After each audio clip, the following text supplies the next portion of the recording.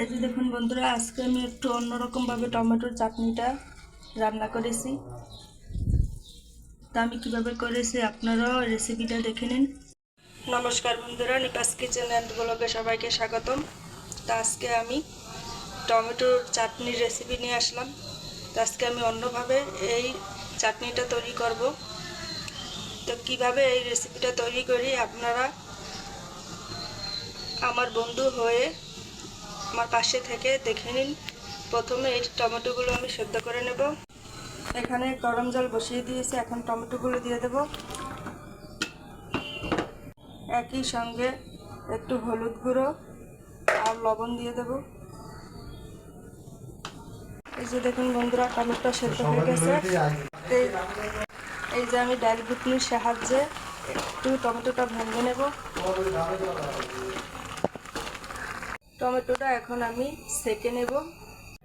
এই যে দেখুন, এভাবে সেকে নিয়েছি, তাহলে আটিগুলো আলাদা হয়ে যায়, খোসাগুলো আলাদা হয়ে যায়, আর মুখে লাগে না। তা এখন আমি চাটনিটা করে নেব। এই যে টমেটোর কাঠগুলো বের করে নিয়েছি, সরষের তেল দিয়ে দেব। চাটনিতে খুব বেশি তেল লাগে না। একটা শুকনো মরিচ নিয়েছি, ছিঁড়ে দেব। সরিষা দিয়ে দেব, সরিষার একটু ডলা দিয়ে দেব।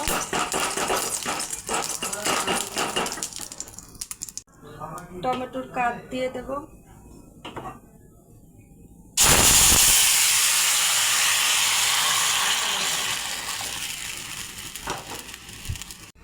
আরেকবার সেকে দিয়েছি, তার জন্য জাঠিগুলো সব বের হয়ে গেছে। 1 চামচ চিনি দিয়ে দেব।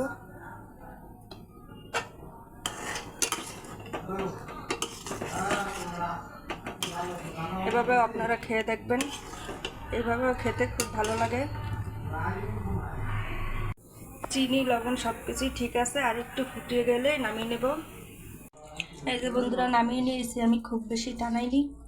আপনারা আর চাইলে আর একটু টানিয়ে নিতে পারেন। তো ভিডিওটি ভালো লাগলে লাইক শেয়ার করে দিবেন, আর কেমন হলো কমেন্ট করে জানাবেন। তো এই পর্যন্ত, সবাই ভালো থাকুন, নমস্কার।